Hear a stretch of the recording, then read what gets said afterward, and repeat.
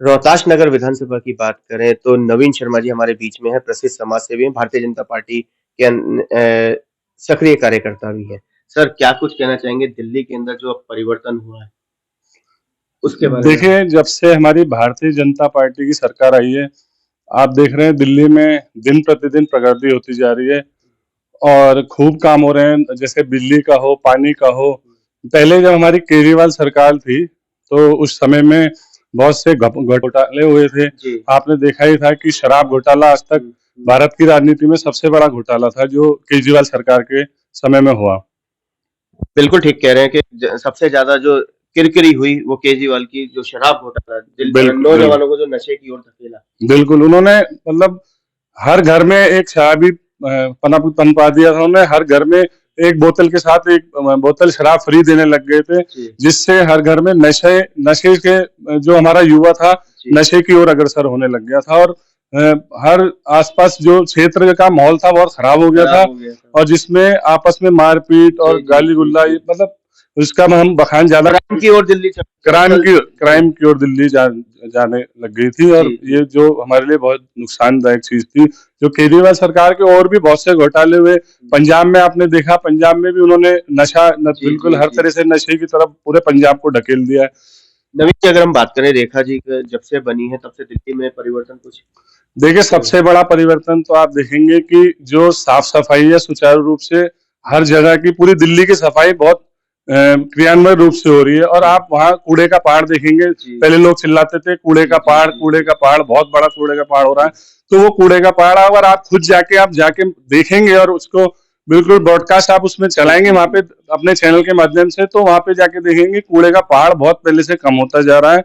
और उसके अलावा दूसरी बात, यमुना जी बहुत बड़ा मुद्दा था हमारे राजनीति में। यमुना जी की सफाई इतनी तेजी से माध्यम से हो रही है, तेजी से मशीनें एक से एक वहां मशीनें लगाई गई। अगर आप अब जाके देखेंगे तो, और पहले जब केजरीवाल की सरकार थी, जो घूसखोर थे, उनके एक एक जो अधिकारी थे और नेता थे, उनके नाम आज भी आप जाके देखेंगे तो भ्रष्टाचार में लिप्त थे। लेकिन आज हमारी जो मुख्यमंत्री है रेखा गुप्ता जी ऐसा कार्य कर रही हैं कि यमुना जी के लिए उन्होंने बहुत अधिक कार्य कर रहे हैं। और जो पीछे उनका त्योहार आया था, छठ पूजा का त्योहार आया था, उसमें भी आपने देखे थे घाट कितने सुंदर रूप से, हर जगह साफ सफाई और उनकी पूजा करने की व्यवस्था, चाहे बच्चे हो, बड़े हो, बूढ़े हो, सुचारू रूप से बहुत आनंद से पूजन किया गया था। और रेखा जी ने पहले दिन जब शपथ ली दिल्ली के अंदर मुख्यमंत्री की, तो नित्य प्रतिदिन यमुना जी की आरती भी आरंभ हो गई। हाँ बिल्कुल, आप दूसरे उस वजीराबाद की साइड जाएंगे तो वहां पर बहुत सुंदर शाम के समय 6 बजे 5 बजे बहुत सुंदर आरती की जाती है। लेकिन पहले कोई ऐसी व्यवस्था नहीं थी, ना कोई आरती, ना पूजन, गंदगी। और जब छठ की पूजा आती थी तो वहां पर ऐसा लगता था जैसे चारों तरफ वो फेन चारों तरफ फेन निकल के आता था, और इतनी गंदगी रहती थी जिससे हम बता भी नहीं सकते। पॉल्यूशन को लेकर के रेखा जी कहीं ना कहीं विफल होती हुई साबित हो रही है। देखिए, AQI जो है वो पहले शोर मचता था कि पंजाब की तरफ से पराली जलाई जा रही है, इस वजह से यहाँ पॉल्यूशन आ रहा है।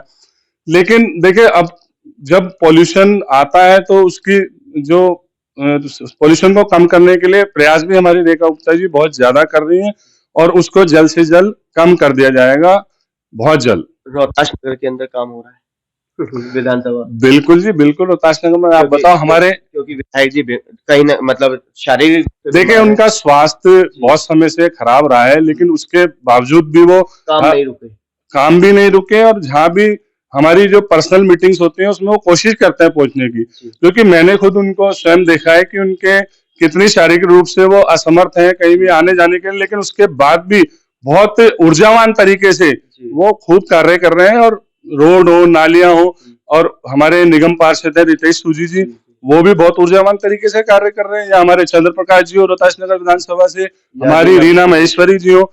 लेकिन एक जो क्षेत्र है हमारा शिवानी पांचाल जी वाला, वो थोड़ा सा पीछे पिछड़ रहा है। अगर वो क्षेत्र भी परिवर्तित होकर हमारे भारतीय जनता पार्टी को मिल जाए तो काम रहे और हमारी तेजी से होंगे। और हमारे जितेंद्र महाजन जी, अगर वो स्वास्थ्य से और जल्दी स्वस्थ हो जाएंगे तो जो काम आपके थोड़े बहुत पीछे हो रहे हैं वो आप लेवल आ जाएगा उनका, और वो तेजी से होंगे। नवीन जी चलते चलते 2026 2 दिन बाद में अंग्रेजी नववर्ष शुरू हो रहा है, क्या शुभकामना, क्या बताएं?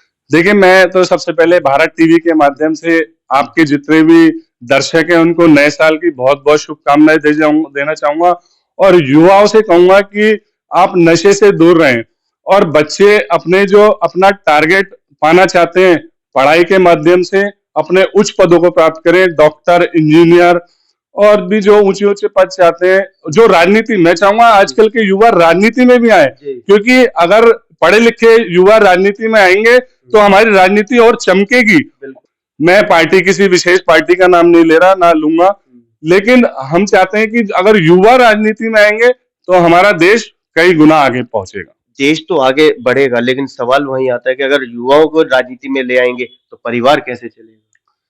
देखिए, परिवार उसमें है कि उसमें जरूरी नहीं है कि परिवार का एक बच्चा है तो वो, अगर 4 बच्चे हैं तो एक बच्चा वो राजनीति में आ सकता है, बाकी 3 बच्चे परिवार को चला सकते हैं।